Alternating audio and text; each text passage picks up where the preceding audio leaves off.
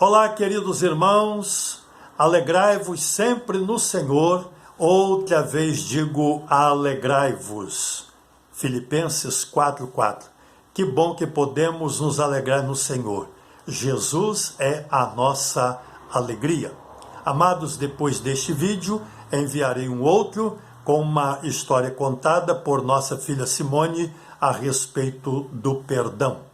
Quero ler o texto da Palavra de Deus, conforme está escrito na segunda carta de Paulo aos Coríntios, capítulo 5, verso 21, que diz: Aquele que não conheceu o pecado, o fez pecado por nós, para que nele fôssemos feitos justiça de Deus. Sim, queridos, no verso 20, o apóstolo Paulo faz um apelo para que nós nos reconciliemos com Deus por meio de Jesus Cristo. Por que reconciliar com Deus? A Bíblia responde a essa pergunta.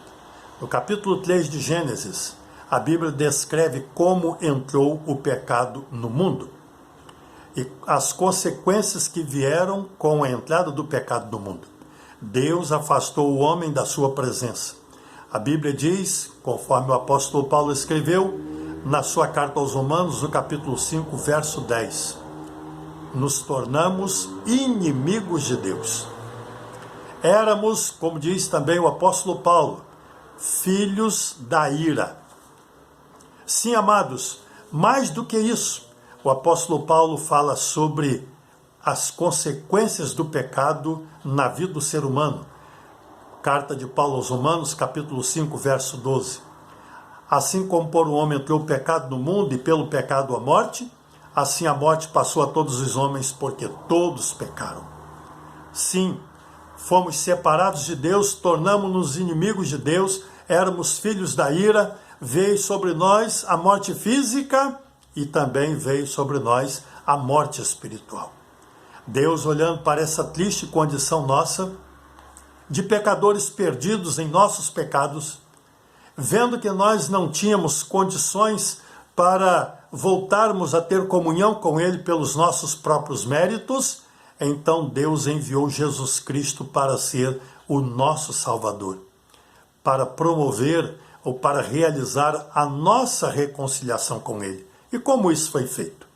A Bíblia diz que Jesus Cristo, então, nasceu na plenitude dos tempos. Deus enviou seu Filho, nascido de mulher. Sim, ele foi concebido pelo Espírito Santo na vida da Virgem Maria. Ele nasceu sem pecado. Ele experimentou a natureza humana. A Bíblia diz que em tudo ele foi tentado, porém não pecou. Mas a Bíblia diz que quando ele então deu a sua vida por nós na cruz do Calvário, a Bíblia diz que ele deu a sua vida voluntariamente por nós naquela cruz. Quando ele estava pregado ali na cruz, pesando sobre ele os nossos pecados, ele se fez pecado por nós, ele exclama: Deus meu, por que me desamparaste? Salmo 22 faz essa afirmação.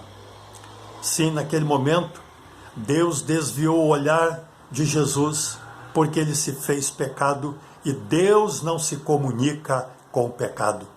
Jesus, pregado naquela cruz, havendo realizado toda a obra para que pudesse então reconciliar o homem com Deus, de repente Jesus exclama: está consumado.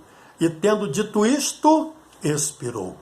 Jesus morreu por nossos pecados, foi sepultado e ao terceiro dia ressuscitou, vencendo a morte, para garantir a quem nele crê a vitória sobre a morte, a vida eterna com Deus. A reconciliação, portanto, foi feita por meio de Cristo Jesus.